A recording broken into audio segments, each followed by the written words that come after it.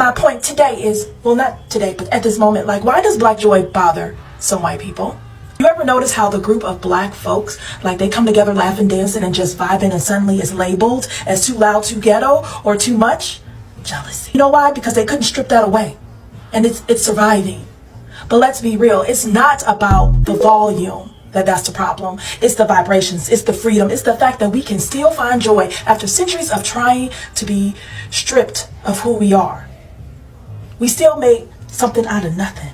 You understand? See, black joy is like disruptive in certain people. It challenges, and where we're supposed to be broken, angry, and silent, it's like loving, living, and celebrating. So it's not just confusion, it's threatening to a certain group of people.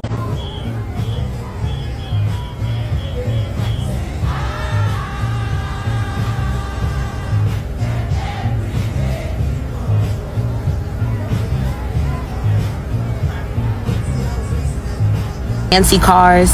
White people being mad at black children dancing at graduation is linked to slavery. Because once upon a time, there was no black joy that was allowed.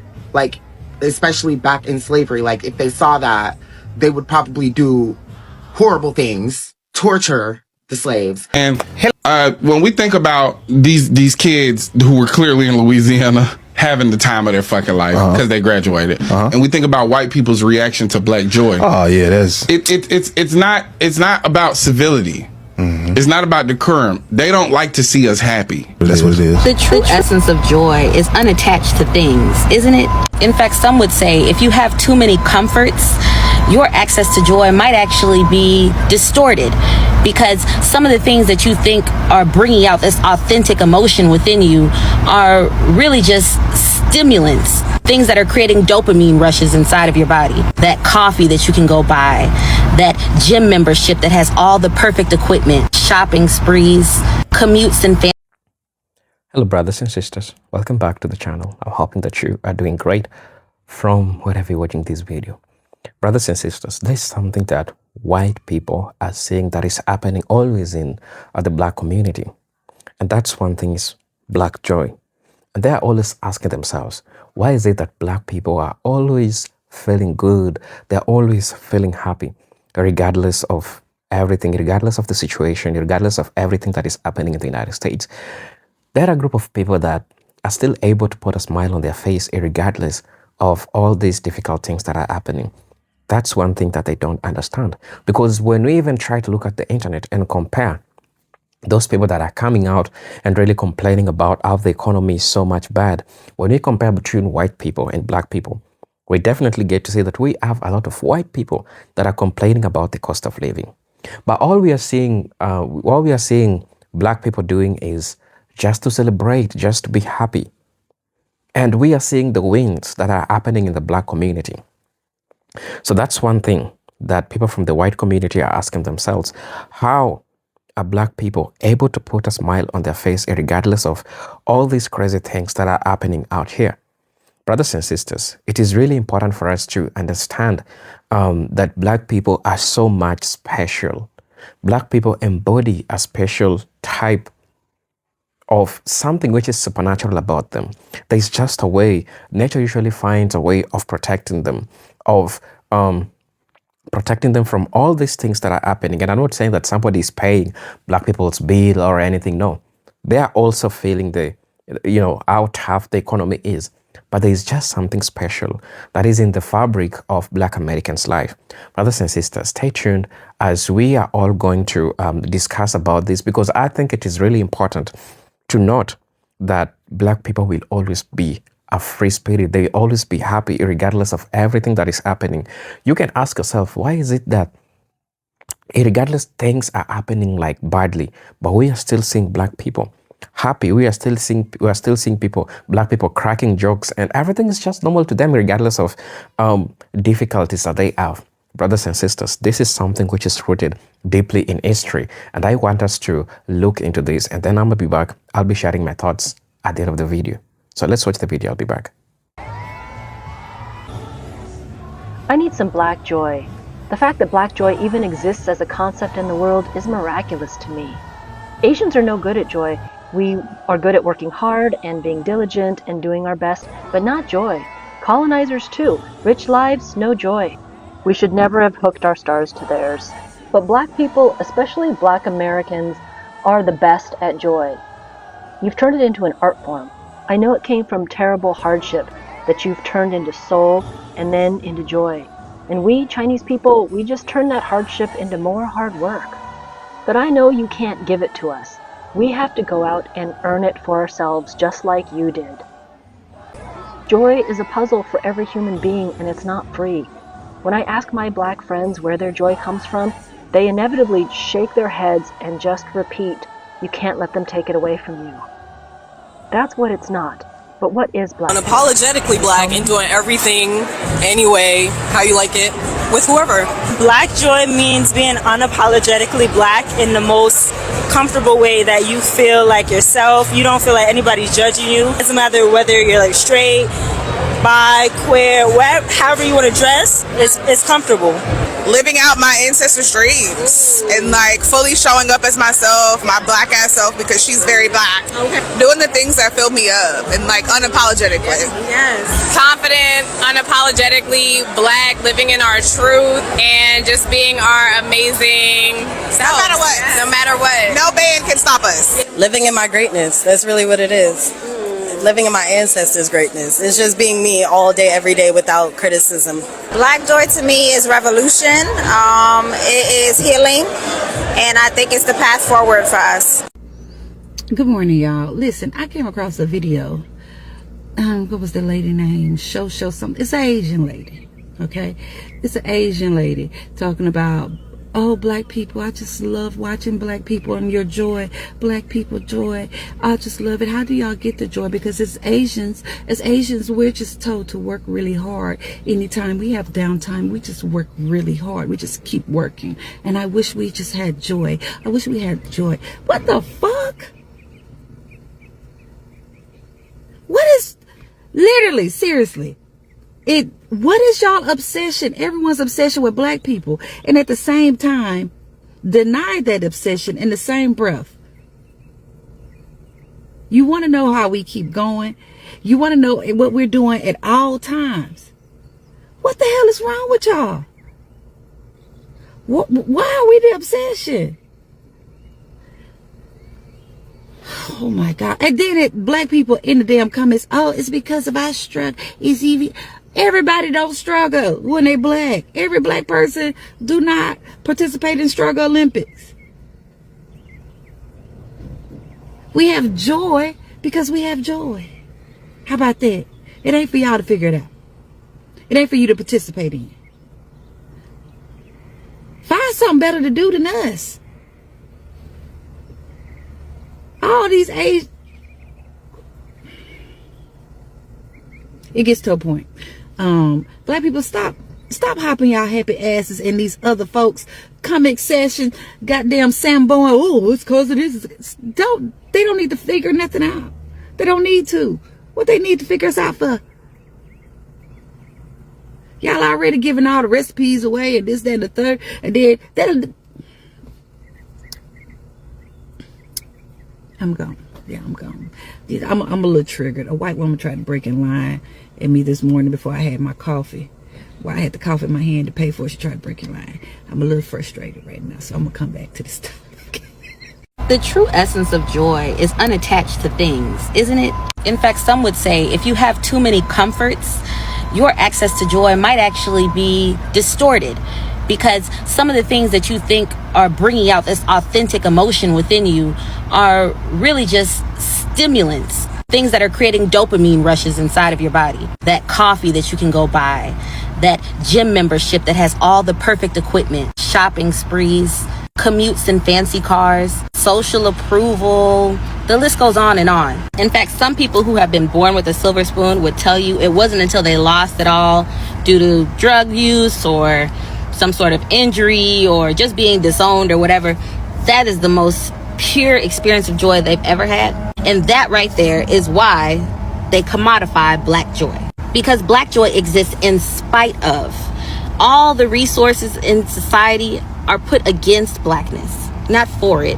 They would quite literally love to sell us new skin colors if we would buy it. And if they could put us in the back of some building and have us work the fields with bare hands until we passed out and never rose again, except to make more new people to continue that process, history tells me that they probably would. And still, we rise with a smile on our faces, laughing and telling jokes, acting like the thing that's supposed to take us completely away from ourselves is nothing more than an inconvenience. And now that the tables are in fact turning, as they always do, and people who once had way more than they probably should have had their share of are now put in positions where they don't have access to the things that brought them joy. They're finding that that experience they had was very inauthentic, and coming across people who didn't have those things and still find access to joy, laughter, happiness, and a smile, well, you become one of the most profound teachers if you're willing to share your knowledge.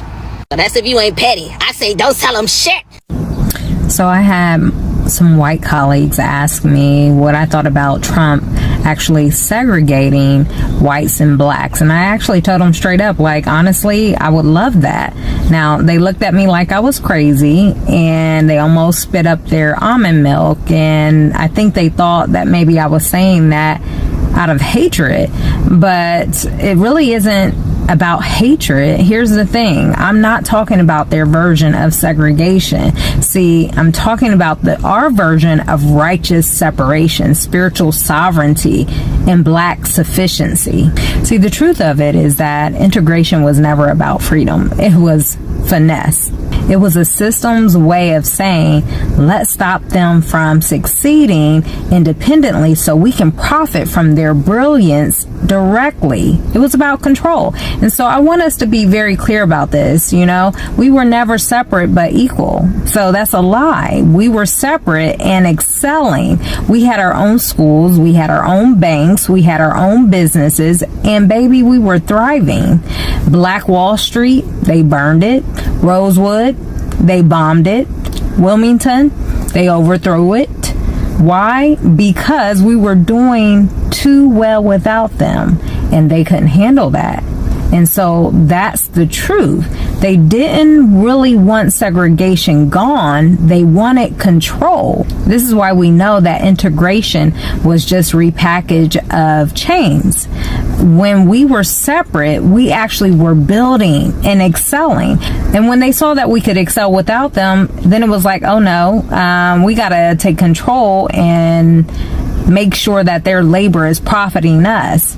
So right around that time, they rolled out this whole standardized testing, ACT and SAT. Y'all remember that? They created this IQ ranking to measure their norms, not our brilliance. And then we were said we were behind when we really weren't. We were just building our own lane, not asking for theirs.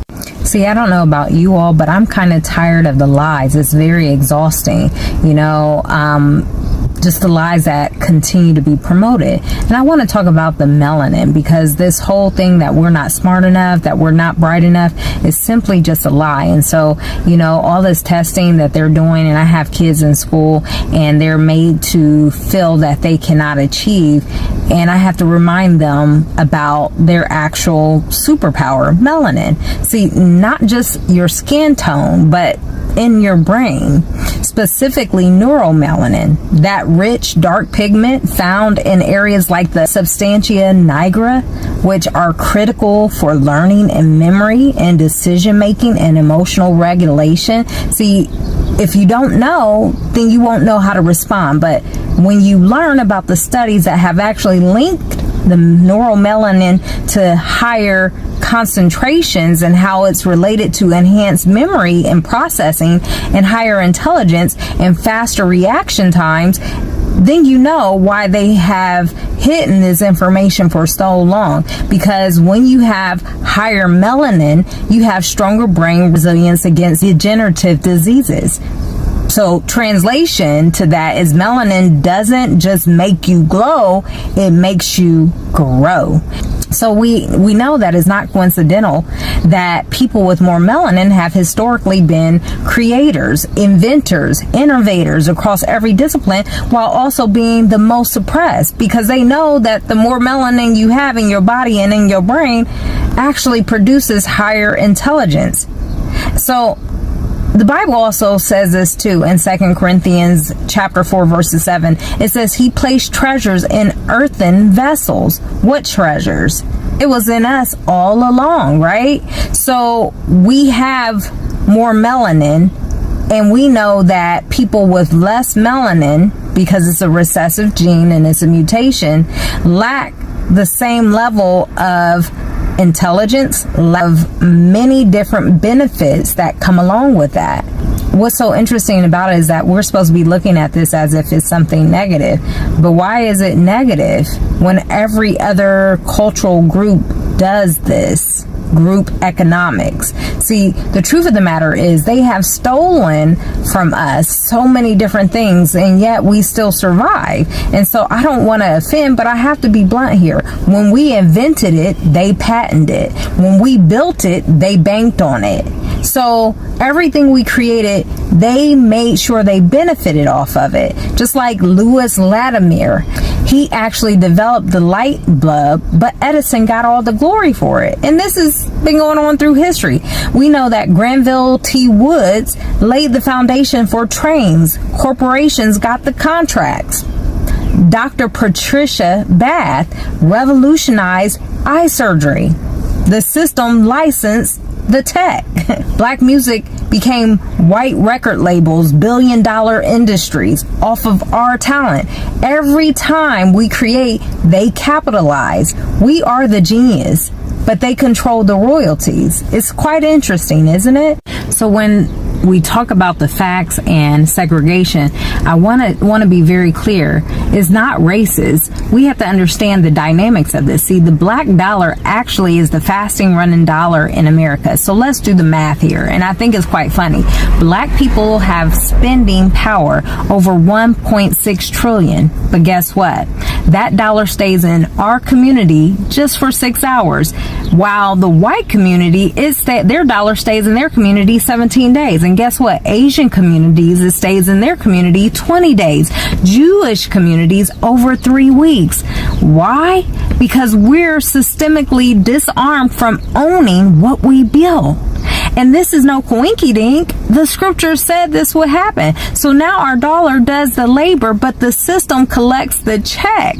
And this is why I support segregation on our own terms. See, that 400 years of slavery is over. And when I say that I want us to be segregated, I don't mean oppressed. I mean organized. Let's build black banks again. Let's educate our babies on the truth, not whitewashed lies. And let's support black farmers, black techs, black healing, black brilliance. And no, it doesn't mean I hate white people. No, it means I finally love us enough to stop begging for scraps from a table we built but never welcomed to.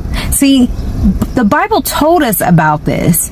Yet we hop, skip, and jump over the fact that Deuteronomy 28, 43, and 44 already said it. It says, the stranger shall rise above you high, and you shall come down low. They shall lend to you, but you shall not lend to them. And this is exactly what has been happening for 400 years plus years. We built houses, businesses, schools, and they took them and taxed them to death. But beloved, there's hope, because Deuteronomy 30 and 3 also says, and Yah will turn your captivity and have compassion upon you, and will return and gather you from all nations. So yes, I welcome segregation, because restoration is already in motion. And I want y'all to understand this. We are not asking for more, we're building. See, we were never given anything from you all. I'm not asking to sit at somebody's table anymore. See, I'm trying to go along with scripture and build my people, gather my people, not because they are more melanated, but because we need to know that we serve the Most High and that He's going to take care of us, because separation was never our curse. It was our covenant. And now it's our strategy. It says to come out from among them, be ye separated. 2 Corinthians chapter 6, verse 17. So this isn't about racism. It's about us reclaiming what is already ours. All right, racists, let's talk about your distaste for black joy. Racist America fumes at the sight of happiness, especially when that person smiling is black. It's as if this country specializes in anger Olympics. Being a little too happy disturbs the patriotism. 3 or more laughs in one place is like being investigated by a mall cop. I'm gonna need to see some ID. Because deep down, they believe that pain is the only state that black indigenous people are allowed to live in. Black people start laughing too loud at their cousin's cookout. They throw on some Frankie Beverly. They start dancing with their auntie in a sundress while the ribs are sizzling. Instantly, their lives are in danger. It's like watching a perfect example of a case study on people who have a problem with control. It's like their obsession isn't just with control, it's like with the optics of it as well. They want to be seen as dominant in the space because they seem to disappear when there is black joy. When you throw your graduation cap in the air, surrounded by your entire family in matching t-shirts, they don't see achievement, they see defiance. Because in their minds, success was never black people's storyline. The truth is, black joy is a glitch in the racist lies that they feed themselves. They built a whole myth of superiority that only works if you're miserable, delusional, insecure, jealous, and mediocre. When black people shift the world with their joy and laughter, the racist's entire self-image starts to crack. This is why racists gatekeep golf courses, ban urban dress codes, side-eye loud laughter, and call the cops when the music's just a little too bassy. The unnecessary hate and determination to ruin black people's happiness is a disease, a brain-eating amoeba that siphons the cognition out of America's privileged society. And what hurts the most, they're not really racist.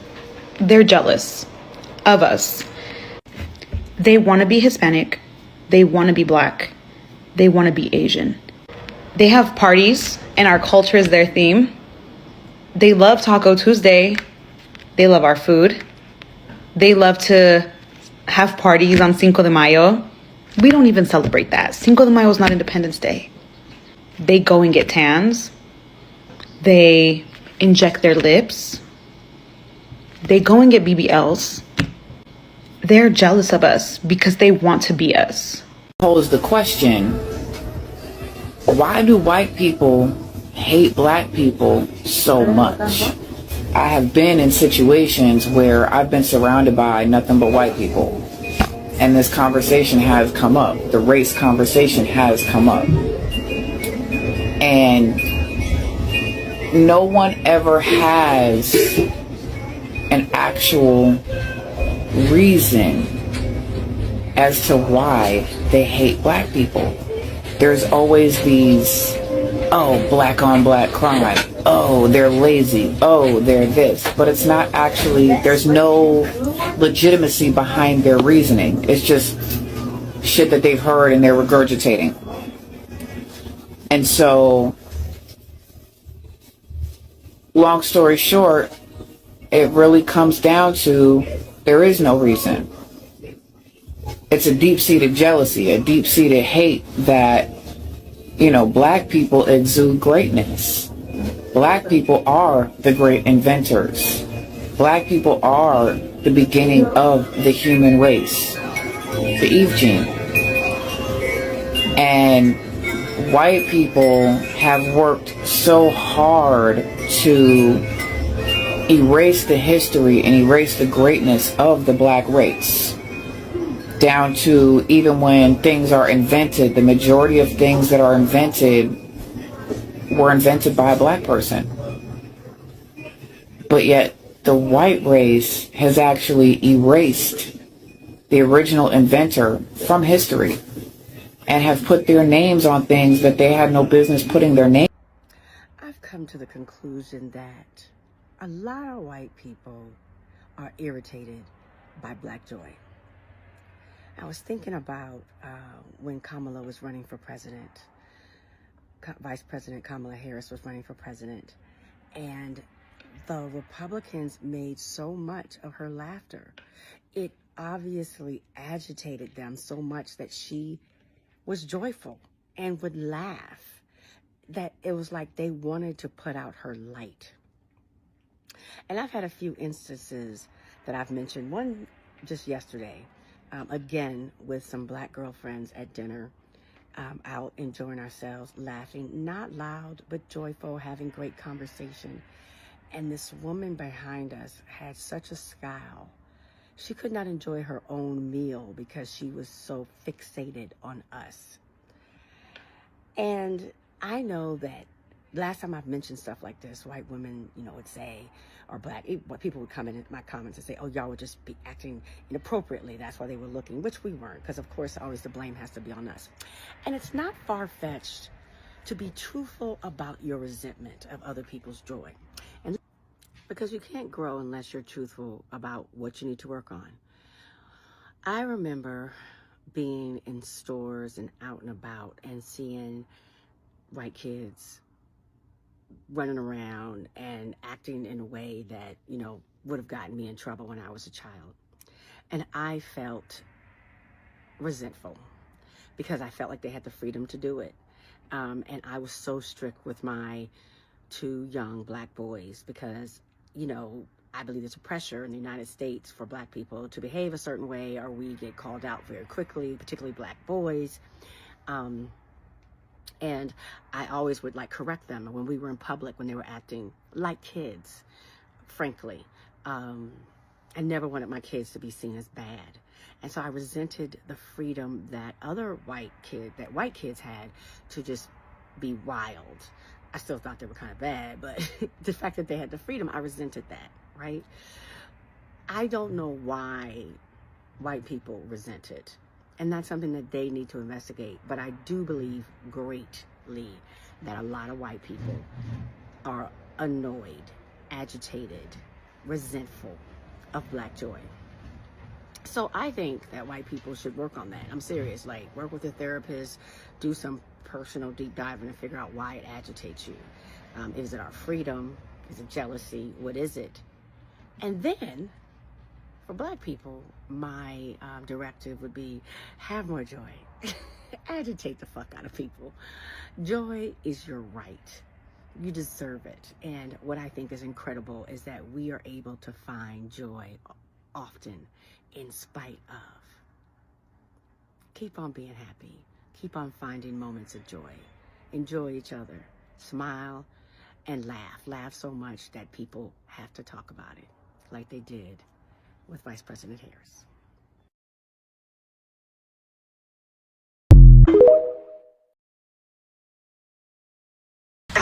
Start driving my ass with your fucking nerve. It is great. You know what's great? You see this? You're still going to be black, and we're not. Make sure you tell them you're a fucker. I'm still white. You're still black. The crazy thing is that white people actually think that calling us black is an insult. I get it. For them, being black in their mind could probably be the worst thing on planet Earth. But for me, I want to be blacker. I want to be darker. Let me do something. Let me walk into the sun, something that you cannot do. Let me walk into the sun. I want to be darker. You understand? What? Being black is not an insult. Being black is not an insult. We love being seasoned. Understand that, right? We love being coordinated. We love having flavor. Imagine saying you are the superior one and you are beefing with nature. Sunlight is your enemy. Oh, I'm okay. Imagine being this miserable. Imagine waking up in your life this miserable. Oh no. So hello brothers and sisters, welcome back to the channel. I'm hoping that you are doing great. Sorry, from where you're watching this video from. Now, the idea of black joy has become an important subject in sociology, in psychology, and African diaspora studies because it highlights how communities can create meaning, happiness, and resilience, because it highlights how communities, even under difficult social conditions. Now, many scholars argue that black joy should not be understood as the absence of struggle. And that's true, but rather as the ability to affirm one's humanity, culture, and dignity despite adversities. It is also important to avoid broad generalization about the entire racial groups, since experiences of happiness and hardship vary greatly among individuals and communities. Nevertheless, the concept of black joy emphasizes a long historical tradition of resilience within the black community. There is something to do with black resilience that is making them so much happy that they are able to put a smile on their face regardless of anything that's happening in their life. Now, one reason many black communities have developed a strong tradition of joy is the central role of collective resilience. Throughout history, people of African descent endured slavery, they endured segregation, colonialism, and systemic discrimination. Yet they create rich cultural practices that sustained hope and solidarity. Families, neighborhoods, churches, and community organizations often served as spaces where people could celebrate life, support one another, and preserve culture identity, rather than allowing oppression to completely define their existence. Right? So many black communities developed traditions of mutual aid, humor, storytelling, and celebration that reinforced the belief that life contains beauty, even during hardships. So this resilience has been passed down across generations and remains as powerful source of strength. Another important factor is deep significance of culture and creative expression in many black communities. We talk about music, we talk about dance, we talk about art, we talk about fashion, literature, and spiritual traditions, which have historically provided avenues for emotional expression and healing. Genres such as blues, jazz, gospel, reggae, hip-hop, and many other emerged not only from pain, but also from creativity, from joy, from resilience, and hope. So these cultural forms often transform difficult experiences into sources of collective pride and celebration. Scholars frequently note that cultural expression allows community to affirm their identity, maintain historical memory, and celebrate achievements despite of social barriers that they might have. Also, another thing that I would like to say is that Black people have strong social and familial networks, which we see contribute significantly to experiences of joy.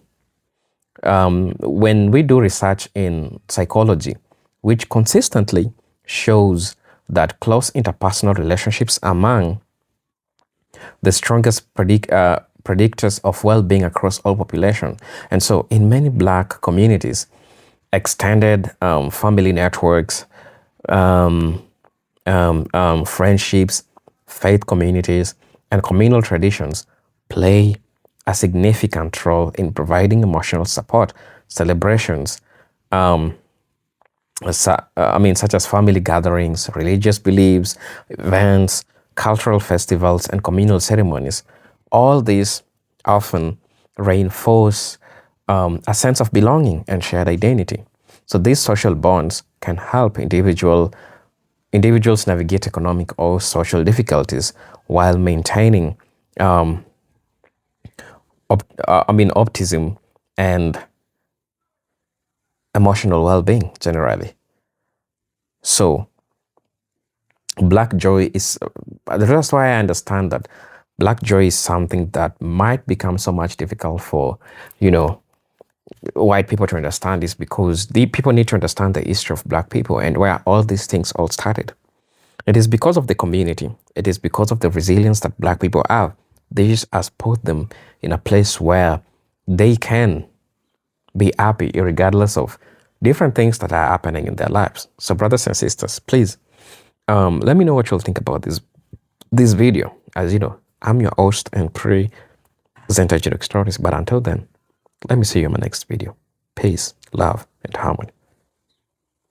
Salute.